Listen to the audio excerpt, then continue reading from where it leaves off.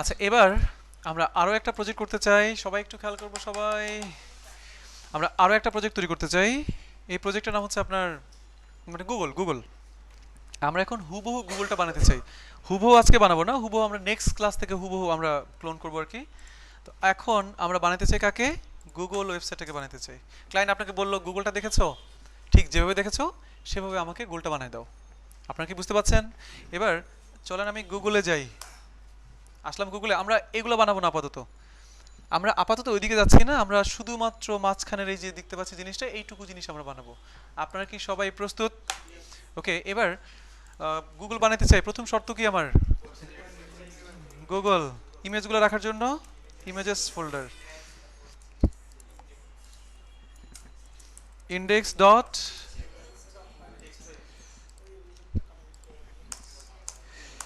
html, style dot css। এবার গুগলটাকে আমি এখন সাবলাইম টেক্সট দিয়ে রান করবো। এটা আগের স্ক্রিপ্ট ছিল বাদ। এখন দুইটা উইন্ডো নিব, একটা উইন্ডোতে রাখবো। এটা কি লিখছি? এটা যাই যাই লিখছি, যাই লিখছি ওইটাই থাক। এবার আমার এখানে HTML5 এর স্ট্রাকচার লাগবে। গুগল অবশ্যই টাইটেল নিচে লিংক করবো কাকে? আমি CSS ফাইলটাকে লিংক করাবো। আপনারা কি সবাই বুঝতে পাচ্ছেন? এবার আমরা কিছু নতুন কথা বলবো, যে কথাগুলো আমরা নেক্সট ক্লাস থেকে ফলো করবো। যখনই আপনি কোনো প্রফেশনাল ডিজাইনে হাত দিবেন, যখনই আপনি কোনো একটা প্রফেশনাল ডিজাইন করতে যাবেন, অথবা যখনই প্রফেশনাল কোনো ডিজাইনে হাত দিবেন, আপনাকে তিনটা বিষয় মনে রাখতে হবে এখন থেকে। কয়টা বিষয় মনে রাখতে হবে? তিনটা বিষয়। সবার মনে থাকবে? আপনি যখনই কোনো একটা প্রফেশনাল, যেমন গুগল একটা প্রফেশনাল ওয়েবসাইট, ঠিক আছে? আপনার যে যখনই ক্লায়েন্টের কাজ করতে যাবেন বা কোনো একটা ডিজাইন দেখে আপনি কোনো একটা ডিজাইন বানাতে চাইবেন, আপনাকে তিনটা বিষয় মাথায় রাখতে হবে। প্রথম হচ্ছে প্ল্যানিং, পরিকল্পনা। প্রথম কি কাজ? প্ল্যানিং। প্ল্যানিং করা শেষ হয়ে গেলে তারপর হচ্ছে মার্কআপিং, মানে HTML এর কাজ। যখনই ডিজাইন করতে যাবেন প্রথম কাজ হচ্ছে প্ল্যানিং। আপনি প্রথমে পরিকল্পনা করবেন, একটা প্ল্যান করবেন, ঠিক আছে? প্ল্যানিং করা শেষ হয়ে গেলে তারপরের কাজ হচ্ছে মার্কআপিং, মানে HTML। মার্কআপ মানে তো HTML, HTML দিয়ে মার্কআপ, HTML এর সকল কাজ আপনি শেষ করে ফেলবেন। মার্কআপিং করে ফেলার পর, এই দুইটা কাজ শেষ হয়ে যাওয়ার পর তারপরের লাস্ট স্টেপ হচ্ছে স্টাইলিং, মানে CSS এর কাজগুলো আপনি এখন করবেন। মনে থাকবে? প্রফেশনাল ডিজাইনের কটা পার্ট? তিনটা: প্ল্যানিং, মার্কআপিং, স্টাইলিং। ওকে, আচ্ছা মনে রাখেন আপনারা। এবার চলেন দেখি আমরা আমাদের গুগলটা দেখতে এখন কেমন লাগে।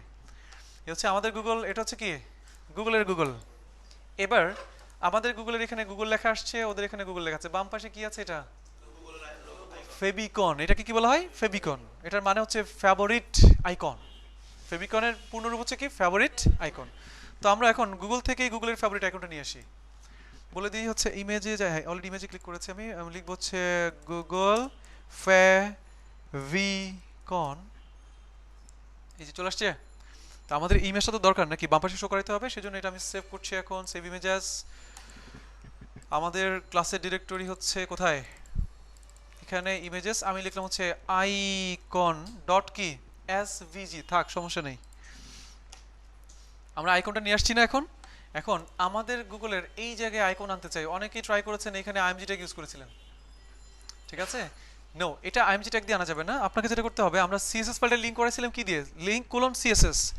ফেবিকন যদি আপনি অ্যাড করতে চান, আপনি লিখবেন link colon favicon, link colon favicon. চলে আসছে লিঙ্কটা। এইচআরইএফ। এখন আপনি যেই ইমেজটাকে ফেবিকন বানাইতে চান সেটাকে লিংক করাবেন। ইমেজেস ফোল্ডারের ভিতর কি লেখা ছিল? Icon dot SVG. বুঝতে সমস্যা আছে? ফেভারিট আইকন অ্যাড করবেন কিভাবে? এইভাবে। এবার আপনি একটা রিলোড দেন। অ্যাড হয়েছে? পারবো কাজ করতে? আমরা গুগল লেখা অ্যাড করলাম, পাশাপাশি তার বাম পাশে ফেভারিট আইকনটাকে অ্যাড করে দিলাম। এবার দেখেন এখানেও সব ঠিক আছে, এখানেও সব ঠিক আছে, এখানেও সব ঠিক আছে। এবার আমরা আমাদের ডিজাইনের কাজে হাত দিতে পারি। বাট ডিজাইনের কাজে হাত দেওয়ার আগে আমরা অলরেডি জেনেছি আমাকে তিনটা স্টেপ ফলো করতে হবে: প্ল্যানিং, মার্কআপিং, স্টাইলিং। প্ল্যানিং করবো কিভাবে দেখেন। আমরা আপাতত গুগলের দিকে তাকাই। এবার এই জিনিসটার দিকে আমরা শুধু তাকাবো। কোন জিনিসটার দিকে তাকাবো? এই জিনিসটার দিকে। আচ্ছা, একটা সফটওয়্যার মনে হয় আমি আপনাদেরকে দিয়ে দিয়েছিলাম, লাইটশট। দিয়ে দিই নাই বলেছি? লাইটশট কি সফটওয়্যার? লাইটশট নিয়ে আলোচনা করেছি আপনাদের সাথে। আচ্ছা, আমি তারপর বলি। লাইটশট সফটওয়্যারটা হচ্ছে কি, আপনার ধরেন এই যে এটা ইনস্টল করলে এরকম পাতার মতন চিহ্নটা চলে আসে, ক্লিক করলাম, এই যে দেখেন আপনি যে কোনো জায়গার একটা স্ক্রিনশট নিতে পারবেন। সাপোজ এইভাবে আপনি এখান থেকে তীর চিহ্ন দিয়ে বলতে পারবেন ভাই এই লিখছেন কেন, কোথায় কোথায় ভুল আপনি এভাবে দেখিয়ে দিতে পারবেন। ওকে, পাশাপাশি আপনি নিজের কিছু কথাও লিখতে পারবেন, এইখানে ই কেন, মানে এভাবে আপনি লিখতে পারবেন। আপনারা কি বুঝতে পারছেন? তো এই ধরনের কাজ করার জন্য আপনাকে লাইট শট সফটওয়্যারটা ইউজ করতে হবে। এটা খুবই সহজ, গুগলে যান, লাইট শুট লাইট শট ডাউনলোডে ক্লিক করেন, আপনি এখানে গেলেও পাবেন। আপনি আপনার অপারেটিং সিস্টেম যদি ম্যাক হয় তাহলে এটা ইউজ করবেন, আর আপনার অপারেটিং সিস্টেম যদি উইন্ডোজ হয় তাহলে এটা ইউজ করবেন আপনি। আমরা ম্যাক্সিমাম উইন্ডোজ ইউজ করি। আমি এখানে গেলাম, সেভ ফাইলে গেলাম, সফটওয়্যারটা আমি আপনাদের দিয়ে দিলাম, ইনস্টল করে ফেললেই পাতাটা চলে আসবে আপনাদের এখানে অপশন ট্রেতে। হয়ে গেছে না? লাইট শট সফটওয়্যার দিয়ে দিলাম আপনাদের। ওকে, আচ্ছা আমরা প্ল্যানিং এর কাজ করতে গেলেও লাইট শট সফটওয়্যারটা আমাদেরকে হেল্প করবে। কিভাবে হেল্প করবে দেখেন, আপনি গুগলে আসছেন অলরেডি, লাইট শটে ক্লিক করলে দেখেন আমি চলে আসছি না লাইট শট। এবার আমি একটু কল্পনা করি কিভাবে আমি ডিজাইনটা করতে পারি।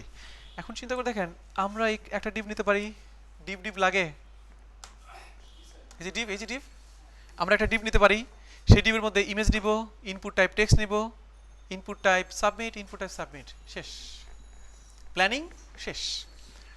আপনারা কি বুঝতে পারছেন? একটা ডিপ নিয়ে আমি আমার সকল কাজ করে ফেলতে পারছি। আমি একটা ডিপ নিব, সেই ডিপের মধ্যে রাখবো ইমেজ, তারপর কি ইনপুট টাইপ টেক্সট, তারপর এই দুটো বাটন গুগল সার্চ এবং I am feeling lucky. Clear? এই ডিপটার উইথ দেখেন, এখানে উইথ দেখাচ্ছে, উইথ 591। ঠিক আছে, হাইট আমাদের দেওয়ার দরকার না, হাইট তো অটো, তাই না? অটো অটোমেটিক্যালি হাইট পাবে। এবং এই ডিপটাকে যদি মার্জিন অটো করে মাঝখানে আসবে, উপর থেকে যদি নিচে নামায় সেই নিচে নামবে না ইমেজগুলো নিয়ে। আপনারা কি বুঝতে পারছেন? তো মোটামুটি আমাদের প্ল্যানিং শেষ, খুবই ছোট্ট একটা প্ল্যানিং ছিল। এবার আমরা আমাদের কাজ শুরু করবো। দেখেন, এবার HTML মার্কেটিং এর কাজ শুরু করবো। আমরা একটা ডিপ নিব, ডিপের নাম দিলাম হচ্ছে গুগল। কোনো সমস্যা আছে? এবার প্রথমেই থাকবে ইমেজ, ইমেজের নাম দিলাম হচ্ছে images/google. আচ্ছা আমরা ইমেজটা সেভ করি আগে। এই ইমেজটা সেভ করতে চাই, রাইট বাটন ক্লিক করে সেভ ইমেজেস। কোথায়? আমাদের ডিরেক্টরিতে। কি সমস্যা হচ্ছে বুঝতে? সিম্পল কাজ। এটার নাম দিলাম হচ্ছে google.png। তাহলে আমরা এখানে লিখলাম গুগল, সরি, এখানে স্ল্যাশ হবে google.png। ঠিক ইমেজের নিচে কি রাখা আছে? Input type text, input type text আমরা দেখতে পাচ্ছি। ঠিক তার নিচে কি রাখা আছে? দুইটা ইনপুট টাইপ সাবমিট। বাট আমরা একটা কাজ করি, এগুলো তো বাটন, তাই না? আমরা একটা কাজ করি, আরেকটা ডিপ নেই, বাটন ডিপের ভিতরে আমি এখন রাখি হচ্ছে আপনার ইনপুট টাইপ টেক্সট প্লেসহোল্ডার। আমরা কি লিখবো প্লেসহোল্ডারে? গুগল সার্চ, আরেকটা কি ছিল? Feeling lucky. ক্লিয়ার? দেখেন তো আমাদের গুগল এগুলো আসছে কিনা। সবাই কি বুঝতে পাচ্ছেন? সবাই আমরা বুঝতে পারছি না? মোটামুটি দেখেন HTML এর কাজ করে ফেলেছে। এটা কি ইনপুট টাইপ টেক্সট কেন? সরি, এগুলো টেক্সট হবে কেন? কি হবে এগুলা? সাবমিট হবে। ক্লিয়ার? আমরা প্ল্যানিং এর কাজ কমপ্লিট করেছি, আমরা মার্কআপিং এর কাজটাও কমপ্লিট করেছি। এবার কি কিসের কাজ? স্টাইলিং। আচ্ছা প্লেস হোল্ডার তাহলে হবে কেন? সরি, তাহলে কি প্লেস হোল্ডার হবে? ভ্যালু হবে। ক্লিয়ার? এবার চলেন আমরা প্ল্যানিং এর কাজ করে ফেলছি। এবার আমরা কি করব? আমাদের স্টাইলিং এর প্ল্যানিং শেষ, আমাদের HTML এর কাজও শেষ। এবার আমরা কি করব? সরাসরি কাজ করব। গুগল ডিপটাকে ধরেন, তার উইথ কত দিলে বেটার হয়? 590 ছিল মনে হয় নাকি?